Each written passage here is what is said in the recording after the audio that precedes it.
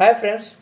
चलिए आज हम फिटअप जॉइंट्स के बारे में सीखेंगे कि आप बट जॉइंट फिटअप करने जा रहे हैं तो उसके लिए क्या क्या रिक्वायरमेंट्स है। अगर सॉकेट जॉइंट कर रहे हैं तो उसका क्या रिक्वायरमेंट है, आप थ्रेडेड जॉइंट कर रहे हैं उसका क्या रिक्वायरमेंट है, या आप बोल्टिंग कर रहे हैं उसके लिए क्या रिक्वायरमेंट्स है और उसको कैसे करते हैं। तो सबसे पहले हम बट जॉइंट्स को शुरू करते हैं। तो बट जॉइंट्स के लिए एज ए फिटर फैब्रिकेटर आपको कौन कौन सा टूल्स चाहिए जो मैंडेटरी है। सबसे पहले आपको मेजरिंग टेप चाहिए, आपको स्पिरिट लेवल चाहिए, राइट एंगल चाहिए।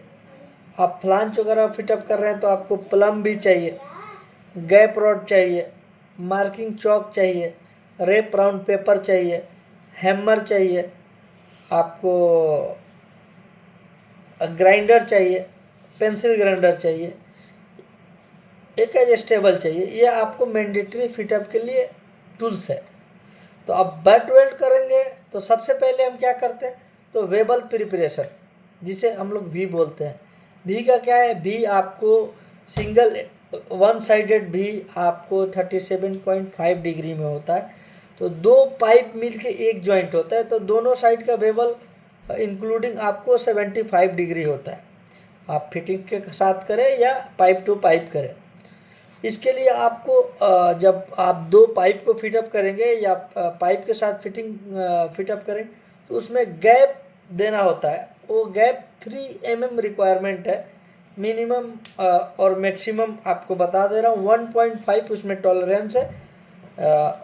1.5 ज़्यादा हो या कम हो वो एक्सेप्टेंस क्राइटेरिया के अंदर है। अकॉर्डिंग आपको WPS में भी रहेगा।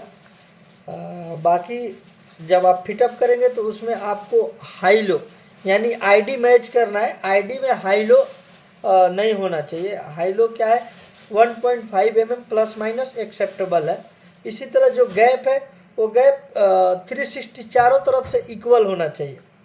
तो इस तरह से हम बट ज्वाइंट करेंगे।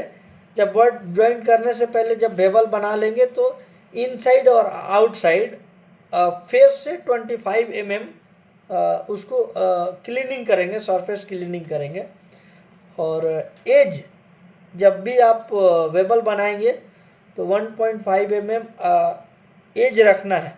एज बहुत इम्पोर्टेंट चीज़ है, ये वेल्डिंग के लिए ज़रूरी है। अब आप एज नहीं बनाओगे तो रूट आपको कट जाएगा, ज़्यादा एज रहेगा तो मेल्टिंग नहीं होगा। तो एज का भी मोस्ट इम्पोर्टेंट चीज़ है, इसको भी आपको ध्यान में रखना है।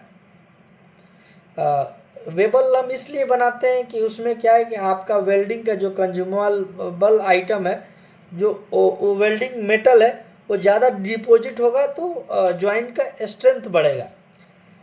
अब आते हैं हम सॉकेट जॉइंट की तरफ। जब सॉकेट जॉइंट फिटअप करेंगे तो सेम आपको सारा टूल्स चाहिए।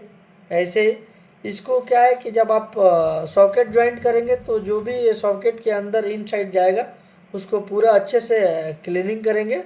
जितना जाएगा उससे 20 mm ज़्यादा तक उसको पाइप को अंदर डाल के आपको एक रेफरेंस लाइन लेना होता है, जो कि आप जब सॉकेट फिटिंग जब पाइप अंदर डालेंगे तो आपको वहाँ से 50 mm या 100 mm एक रेफरेंस लाइन आप मार्किंग कर लोगे। उसके बाद उसको 1.5 mm बाहर करके फिर आप टागा ले सकते हैं। इक्वल गैप भी करना होता है। आप 2 mm 2.5 mm तक मिनिमम आपको गैप होना चाहिए इसमें। ये गैप हम लोग रखते हैं थर्मल एक्सपेंशन के लिए, इसके बारे में मैं डीप बताऊंगा। और इसके लिए इसमें एक स्पेसर भी आता है, एक रिंग आता है जो सॉकेट फिटिंग के अंदर आप पहले फिटिंग वो स्पेसर डाल के फिर आप सॉकेट जॉइंट्स को टाका ले सकते हैं। जब आप थ्रेड जॉइंट करेंगे तो थ्रेडेड में क्या है, उसमें दो चीज़ यूज होता है। एक आता है टेफ्लॉन, उसको टेफ्लॉन को क्लॉकवाइज उसको उस पर थ्रेड पे लगा देंगे और उसको अच्छे तरीक़े से टाइट कर देंगे। जब थ्रेड जॉइंट कभी भी टाइट करेंगे, जो भी आपका फिटिंग या जो भी उसमें लगा रहा है तो उसको जब टाइट करना है ना तो आपको उसमें ध्यान देना है कि आपका जो भी ओरिएंटेशन या डायरेक्शन है उसको उसी के मुताबिक टाइट करें, उसको रिवर्स दोबारा ओपन ना करना पड़े। नहीं तो जॉइंट लीक आ जाता है। तो अपना टेफ्लॉन के बाद उसमें एक और आता है सीलेंट आता है, लॉक टाइट होता है, उसको भी दोनों चीज़ में कोई भी आप यूज कर सकते हैं अकॉर्डिंग आपको प्रोजेक्ट वाइज आईटीपी मिलता है। प्रोसीजर के हिसाब से आप कौन सा प्रोसीजर आपको अप्रूव्ड है उसके हिसाब से आप टेफ्लॉन लगाना है या लॉक टाइट लगाना है, सीलन लगाना है, वो साइट डिसाइड करेगा। क्वालिटी वाले आपको बता देंगे। थ्रेड जॉइंट में इसमें एक और चीज़ ज़रूरी है कि जब भी आप थ्रेडिंग जॉइंट को टाइट करेंगे तो उसका जो थ्रेड है वो आपको काउंट करके मिनिमम और आपको मिनिमम थ्रेड अंदर जाना चाहिए। उसका प्रोसीजर है, आपको 70% अंदर जाना चाहिए, यानी 10 थ्रेड है तो 7 थ्रेड अंदर जाना चाहिए। वो आपको एक चार्ट भी मिल जाता है कि 1 इंच में कितना थ्रेड होगा, हाफ इंच में कितना होगा, 3/4 में कितना होगा, 2 इंच में कितना होगा। तो उसके अकॉर्डिंग मिनिमम थ्रेड अंदर जाना चाहिए। इसका एनडीटी भी होता है, आरटी वगैरह करके बाद में उसको वेरिफिकेशन होता है। अब चलते हैं हम बोल्टिंग की तरफ। जब भी आप बोल्टिंग करोगे तो उसमें क्या है कि आप बोल्टिंग करने से पहले जो भी आपका फ्लांच है उसका फेस वेरीफाई करोगे, कोई डैमेज तो नहीं है ना, उसका जो सरेसन है वो डैमेज तो नहीं है। उसके बाद से आपको उसमें कौन सा गैस्किट यूज कर रहा है उसको आपको वेरीफाई करके उसको क्लीन करके क्यूसी इंस्पेक्शन करा के उसको गैस्किट उसमें इंस्टॉल करना है। उसका बोल्ट का उसका कौन सा टाइप सा बोल्ट है, कोटेड है, नॉन कोटेड है, तो वो सब देख के फिर करना है। इसमें क्या है आपको एक बोल्ट का आपको स्पेनर कौन सा बोल्ट लग रहा है उसका आपको स्पेनर लाना पड़ेगा। स्पेनर साइज निकालने का तरीका मैं पहले वीडियो में बता चुका हूँ।